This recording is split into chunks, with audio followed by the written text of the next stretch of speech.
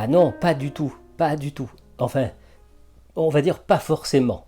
Voilà, pas forcément. Parce que l'histoire de la psychanalyse est quand même riche d'exemples de personnes qui ont vécu une analyse selon des formats, je dirais, non normatifs. Eh bien, il en est de même aujourd'hui. Je pense à des femmes qui sont à la veille de leur accouchement et qui vont s'absenter pendant toute la durée de l'allaitement ou du congé maternité. Je pense à des acteurs, des chanteurs qui partent en tournée, des sportifs de haut niveau qui disparaissent pendant des mois avant de reprendre le chemin du divan. Ou encore des analysants qui choisissent de changer d'analyste. Hein. Ça arrive aussi. Vous voyez, dans tous ces cas, il est possible d'identifier, je dirais, des tranches d'analyse, des étapes dans le parcours de ces patients.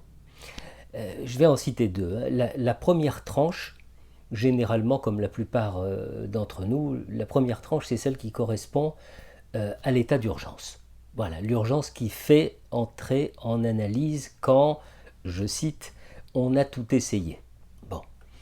Et puis, une fois que l'urgence est réglée, eh bien, c'est là que les choses commencent véritablement. Pourquoi? Parce qu'on n'a fait que soulever la couche supérieure. Et maintenant, il faut s'engager dans une exploration des profondeurs. Et alors, c'est toute la météorologie qui change. Elle change du tout au tout. Et aussi ce que livre le patient à travers sa parole. Une parole qui devient plus riche, qui devient plus dense, qui devient, comme on dit, plus pleine. Et là, il est vraiment très surprenant d'entendre le récit d'une vie se déployer d'une façon différente, d'une façon nouvelle. Il est étonnant de voir le patient parvenir petit à petit à réaliser la synthèse de matériaux complètement éparpillés, ce qu'il appelle souvent un puzzle ou un n'importe quoi. Bon, si vous voulez, c'est un peu comme si l'histoire personnelle et l'histoire familiale du sujet avaient été déjà tellement rabâchées, comme si elle était désormais tellement connue, tellement éclairée, qu'elle en devenait presque l'histoire d'un autre. Pourquoi? Eh bien parce que le regard du patient sur son histoire ne peut plus être le même. Et pas seulement. C'est aussi toute l'histoire qui a changé au fur et à mesure de l'évolution du patient. Et ça, c'est un point capital. Nous ne sommes plus du tout dans le besoin d'apaiser un symptôme qui fait souffrir. Nous sommes vraiment dans l'au-delà de cette étape. Bon.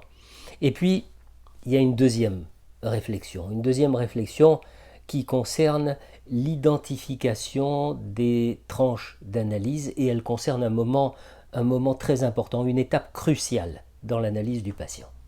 Pourquoi? Eh bien parce qu'il faut souvent des années de travail, des années d'analyse avant que le patient parvienne à envisager une existence vraiment subjective. C'est-à-dire des années pendant lesquelles il répète encore et encore, des années pendant lesquelles il reste, pour tout dire, l'objet de ses symptômes, l'objet de son histoire, l'objet de l'autre.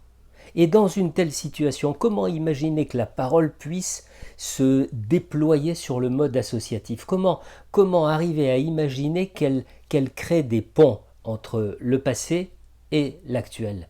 Même lorsque le patient comprend que ces symptômes, c'est une espèce de code qui demande à être déchiffré. Eh bien, il nous faut tous les deux être patients.